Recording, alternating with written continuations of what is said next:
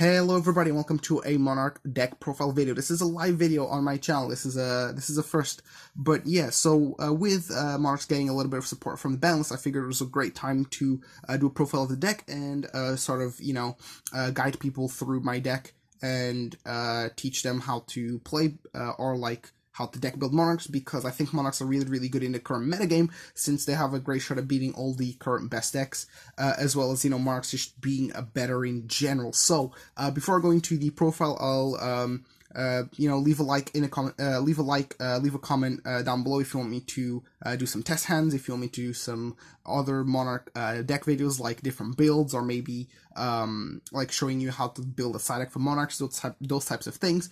But without further ado, let's go straight into the profile. So, starting off, we have double Ehther. I'm super glad this card's back. This is definitely a welcome addition to the deck. Hopefully we'll get Pantheism at some point, which I think we will. I mean, with two Ehther, this is an indication that, Konami's willing to give us our cards back. But, so Ehther is absolutely amazing at 2.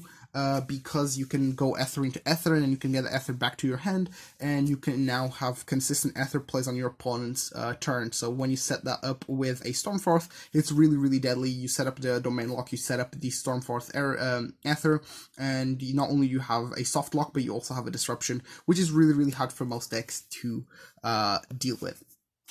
Moving on, we have our bread and butter.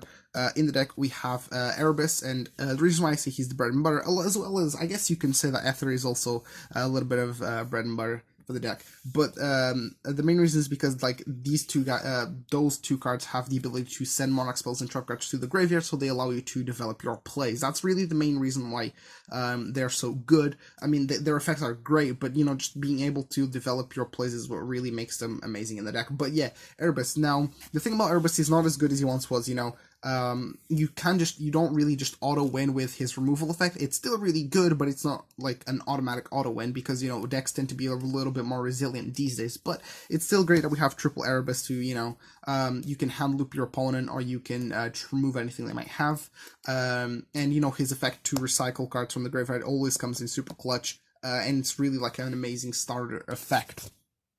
Moving on, we have the Talos. I'm playing Talos just because he's more consistent than Caius.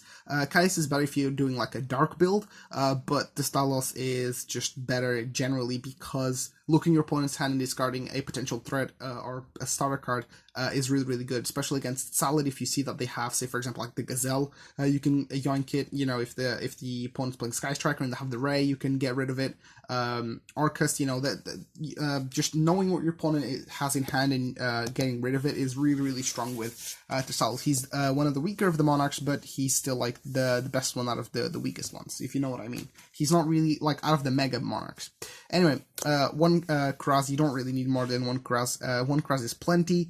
You can recycle him if you need to, and you're not really using him to do anything other than just to draw your cards. You can pop your one Kraz, pop your return, draw a couple of cards, and hopefully you draw into some better cards like Primes, maybe Stormforces, maybe Domains, those types of things. He's really like just a super good get a couple of boneless cards and get a couple of bonus cards, to your hand, and sets you up for future plays. Then the auto win card in the deck, we have triple Vanish Fiend. So Vanish Fiend, you really want this card in your hand at all times, and that's why you play triple copies of it, because it's not searchable. But you drop this and you basically win. Like, if the opponent can't really beat the Vanish Fiend, they won't be able to beat the rest of your deck. And I prioritize doing the Vanish Fiend play over anything else, just because locking my opponent out of special summoning is a lot better than locking my opponent out of special summoning from the deck, from the extra deck even. So triple Vanities always comes in clutch. Then we have the one Magic's Fiend. Magic's Fiend stops the opponent from using effects, even yourself. But this is even though it's a symmetrical effect, it's way worse for your opponent, because they won't even be able to use their effects to try get some advantage or try and break your boards. And the Magic's Fiend just really helps you seal the deal. It's really the nail in the coffin for the deck, and it's also searchable. Then we have triple Eidos and triple Ehther, your best starter cards in the deck, so much so that you're actually playing 5 copies of Ehther, And with Eidos, just giving you that additional tribute summon is always super clutch, as well as being able to summon Ehther from the graveyard when he's in the graveyard by banishing himself is always very, very useful.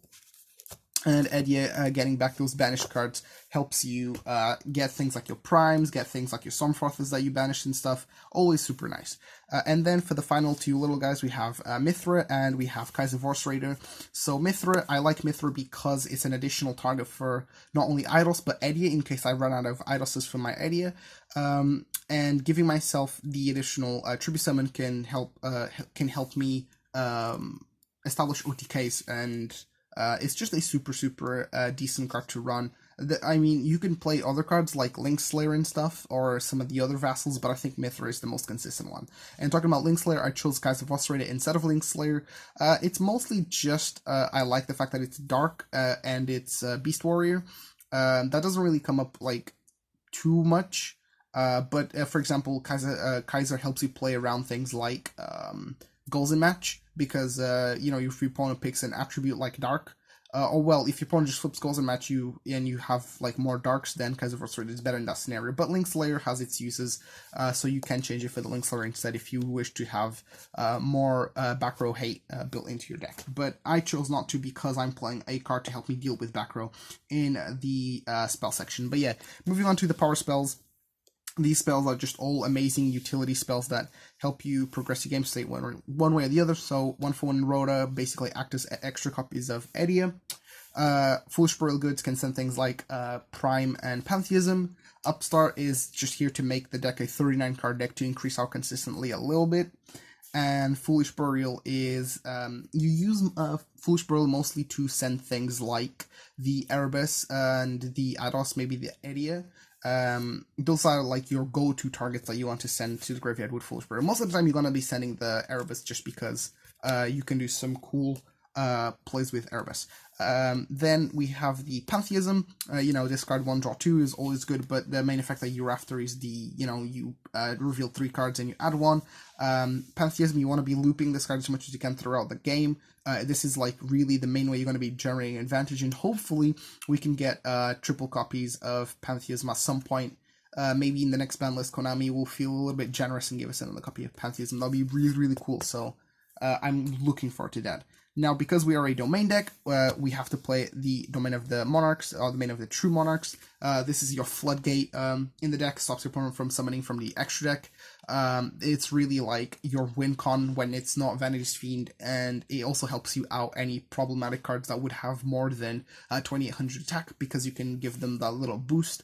And if you open up double domain and like double Erebus or something, you can do the double domain play where you like reduce your Erebus to level 4 and then you tribute that Erebus for something else. Super good play, and it's important that you know it, but you're not really playing the card because of that play. It's just a little cool play that you can do. But this is your win con for the deck. Then I should have profiled this deck when we got triple Stormforth, but I am glad I waited a little bit because now I can profile it with double Ehther. But yeah, triple Stormforth, this makes the Ehther play on your opponent's turn a little bit more consistent, and it kind of gives the deck an out to any problematic card, and you no longer have to loop the one single Stormforth. You now have access to 3 that you can access at any point in the game, so that is pretty nice. Then consistency, triple tenacity, reveal a Monarch, search anything. A lot of times you're going to be searching the Pantheism if you have another Monarch spell on trap card, but sometimes you can get yourself a Stormforth, a Return, a Domain, whatever you need really, you can get access to it with this card. This card is just basically 3 extra copies of any spell in your deck. Finally, for the 3-ofs, we have Return of the Monarchs. This is your search card for whenever you tribute summon, you get to search either a little Monarch, not a little Monarch, but like a Kraz or a Vanish or a Majesty's Fiend, or you get to search things like your Ehther, which is an amazing target now to search off your Return of the Monarchs. And then you can always pop this with Kraz to get yourself an extra draw, but make sure you do your trailings properly. Now, a lot of people like playing March of the Monarchs.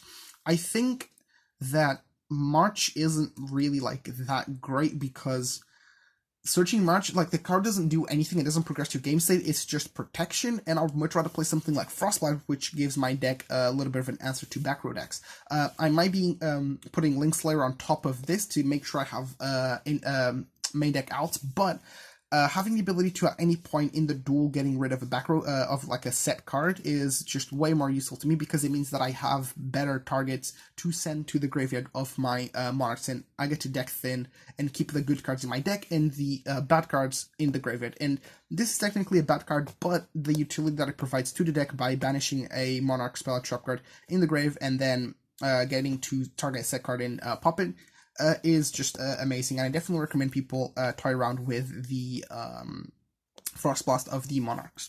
And then finally, for the last two traps, we have the Prime Monarch. This is essentially your main, one of the best cards to send to the graveyard of Erebus and Ehther, just because you get to, make sure you always have Tribute Fodder, as well as, protecting yourself from your opponent trying to deal damage to you or whatever with the Prime Monarch. Super, super good card. So yeah, that's pretty much it for the main deck. Maybe I'll quickly go over the side deck, just because I think it's quite important that Monarch players have a decent side deck. Excuse these cards being in different sleeves, but Anyway, so triple Pancratops, generic, super amazing side deck card. Triple Jinzo. Jinzo just essentially helps you fight any trap-heavy decks. More trap heavy hate, we have Trap Eater. This basically yoinks a continuous trap card and you get to special summon this and then you can tribute it. So I think the card is good enough to be playing in Monarchs. More back row hate, Twin Twisters. It's Twin Twisters, it's pretty self-explanatory. One Monarch Erupt, in case you do need a you do need something like a searchable Floodgate. I think Erupt is worth running. Maybe I'll toy around with bumping this card up a little bit, but for the time being, I think just the one Erupt, if I need it, is pretty solid. And then, because Pendulums are the best deck in the format right now, I think you need to play triple Anti-Spell Fragrance just to really shut them down. And if you open this against a Pendulum player, they will probably just scoop, and that's what we want. We want to make sure the opponent scoops as quickly as possible. So yeah, that is pretty much it for this video. Make sure you leave a like for Double Ehther, and hopefully we get more Pantheisms. Again, leave a like, comment if you did enjoy this video, and I'll see you in the next one.